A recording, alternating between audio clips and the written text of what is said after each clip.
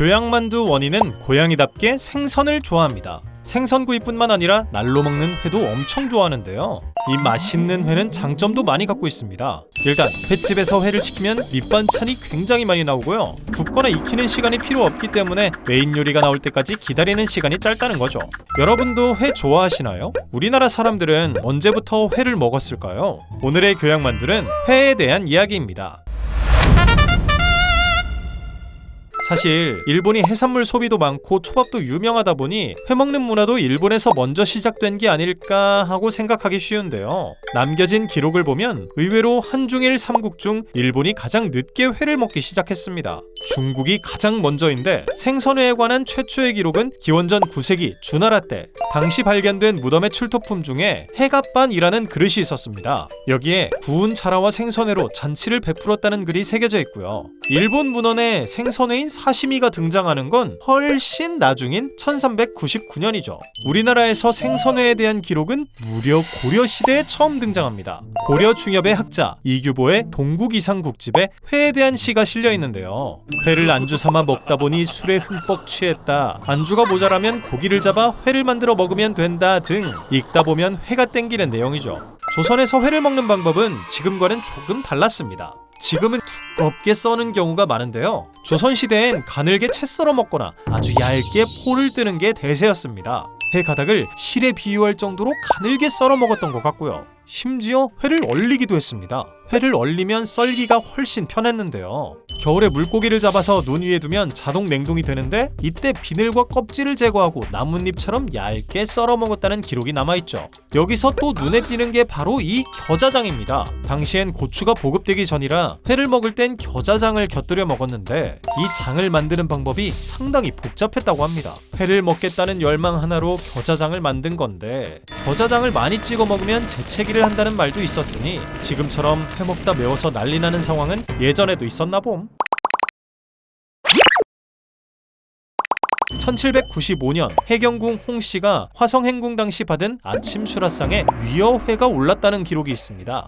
여기서 위어회는 웅어회를 말합니다. 이른 봄부터 한여름까지 전국 강 어귀에서 많이 잡히는 은색의 물고기인데요. 궁중에서는 한강 하류에 위어소를 설치해서 임금께 진상할 위어를 잡았다고 합니다. 위어소 주변에 상인들이 몰려들어 어시장이 형성되기도 했죠. 이렇듯 궁중에서는 싱싱한 회를 먹을 기회가 제법 있었겠지만 일반 백성들은 바다나 강 근처에 살지 않는 이상 당연히 힘들었습니다. 냉장고도 없었던 시절이라 금방 상해버렸기 때문이죠. 보관이 어려운 만큼 비싸기도 했고요. 사정은 양반들도 크게 다르지 않았습니다. 바다 근처 어시장까지 가서 비싼 돈 주고 회를 사 먹거나 직접 낚시를 하는 수밖에 없었습니다. 이 낚시에 관해서 재밌는 썰이 하나 있는데요. 정조는 꽃을 보며 물고기를 낚는 상화조어라는 잔치를 자주 열었다고 합니다.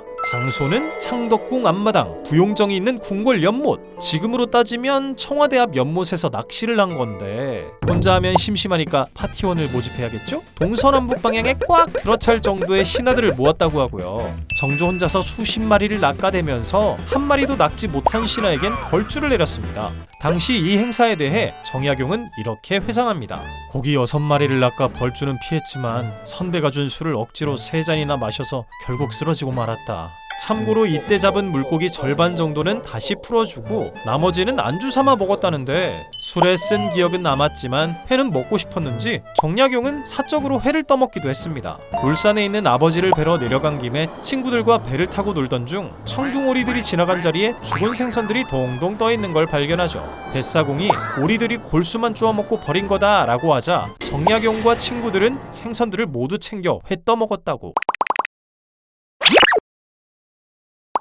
하지만 맛있는 음식에는 항상 부작용이 따르죠. 18에서 19세기 사망한 조선시대 미라 18구를 연구한 내용에 따르면 조선시대 사람들의 간흡충과 폐흡충 감염률은 27.8%에 달했다고 합니다. 간흡충과 폐흡충은 요즘 말로 간디스토마라고 부르는 기생충인데 간이나 폐의 기생에 질병을 유발합니다. 민물고기를 날로 먹었을 때 감염 위험이 커지죠. 조선시대 미라는 보통은 신분이 높은 양반으로 추정되는데요. 승정원 일기와 연암집 등 등 조선시대 문헌 20여 편을 살펴보면 어패류와 갑각류를 익히지 않고 먹었던 내용이 나오는데 생굴, 민물개, 가재 다 가리지 않고 맛있게 먹은 걸 보니 해충 걸릴 만하다 싶네요. 지금은 이 맛있는 회를 안전하게 먹을 수 있어서 얼마나 다행인지 모르겠습니다.